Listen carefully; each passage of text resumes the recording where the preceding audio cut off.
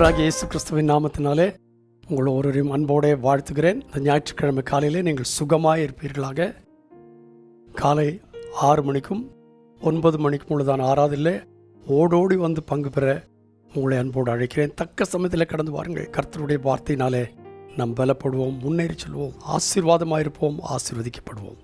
71ஆம் சங்கீதத்தின் 14ஆம் வசனத்தில் விதமாய் சொல்லியிருக்கிறது, நானோ எப்பொழுதும் நம்பிக்கை கொண்டிருந்து மென்மேலும் உம்மை துதிப்பேன். இந்த ஞாயிற்றுக்கிழமை காலையில் இதை நம்முடைய உள்ளத்தின் ஆழத்தில் வைத்துக் கொள்வோம்.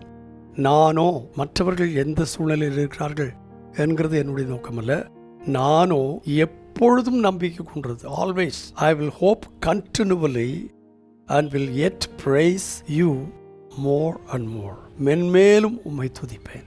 ஏன் என்று கேட்டால் 116ஆம் சங்கீதம் முதல் 2 வசனங்களில் நாம் வாசிக்கிறோம், கர்த்தர் என் சத்தத்தையும் என் விண்ணப்பத்தையும் கேட்டதினால் அவர் தமது செவியை எனக்கு சாய்த்தபடியால் நான் உயிரோடு இருக்கும் அளவும் அவரை தொழுது கொள்வேன். There is a reason. நான் எங்கெங்கெல்லாம் முட்டி மோதி பார்த்தேன், யாரும் எனக்கு செவி கொடுக்கல. என் ஆண்டவராகிய கர்த்தரிடத்தில் என் சத்தத்தையும் விண்ணப்பத்தையும் சொன்னேன், அவர் அதை கேட்டார், தமது செவி எனக்கு சாய்த்தார், நான் உயிரோடு இருக்கும் அளவும் அவரை தொழுது கொள்வேன். ஆகினால்தான் பிலிப்பியர் 3ஆம் அதிகாரம் 11ஆம் வசனத்தில் விதமாய் சொன்னார், அவருக்காக, என் விண்ணப்பத்தை கேட்டவருக்காக, எனக்கு செவி கொடுத்தவருக்காக, என்னை தூக்கிவிட்டவருக்காக எல்லாவற்றையும் நஷ்டமென்று விட்டேன், குப்பையுமாக எண்ணுகிறேன். எதற்காக?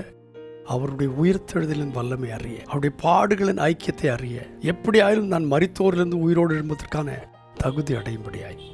அதற்கப்புறம் சொன்னாரு, நான் அடைந்தாயிற்று அல்லது முற்றிலும் தேறினவனானேன் என்று எண்ணாமல் கிறிஸ்து இயேசுவினால் நான் எதற்காக பிடிக்கப்பட்டேனோ அதை நான் பிடித்து கொள்ளும்படி ஆசையாய் தொடர்கிறேன். நம்முடைய ஓட்டத்தின் தொடர்ச்சி எப்படி இருக்கிறது?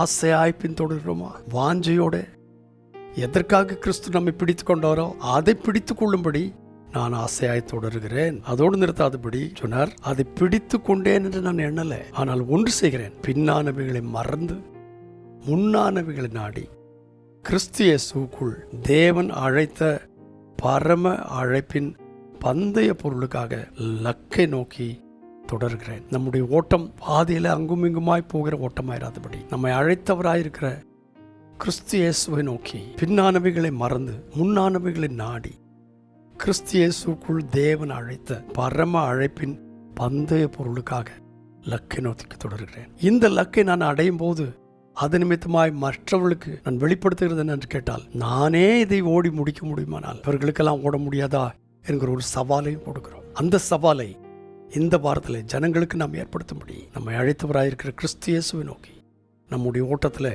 பொறுமையோடு ஓடி லக்கை அடைய பிரயாசப்பட கர்த்தர் நமக்கு உதவி செய்வாராக. பரிசுத்தமுள்ள எங்கள் நல்ல பிதாவே, இந்த நாள் காலையிலே தந்த இந்த நல் வார்த்தைகளுக்கு ஸ்தோத்திரம். தேவனுடைய ஆலயத்தில் நாங்கள் ஓடோடி வரும்பொழுது கர்த்தர் எங்களுக்கு எதை வைத்திருக்கிறோம் அதை சுதந்திரித்துக் கொள்ள கிருபை தாரும். அழைத்த பாதையில் லக்கை நோக்கி தொடர்ந்து ஓட ஒவ்வொருவருக்கும் கிருபை தாரும். அதன் நிமித்தமாய் மற்றவர்களை அந்த பாதையில் நடத்த கிருபை எங்களுக்கு தாரும். துதி கனமெல்லாம் உமக்கே ராஜா, இயேசு கிறிஸ்துவின் நாமத்தில் வேண்டுகிறேன் பரிசுத்த பிதாவே, ஆமென், ஆமென். நம்முடைய விண்ணப்பத்தை கேட்டவர், நம்முடைய வேண்டுதல்களுக்கு பதிலளித்தவர், நம்முடைய செவிகளை நமக்காக சாய்த்து கொடுத்தவர், இந்த நல்ல தேவனை எவ்வளவு போற்றினாலும் போதாதல்லவா. God bless you again this morning, again and again and again and again. Amen.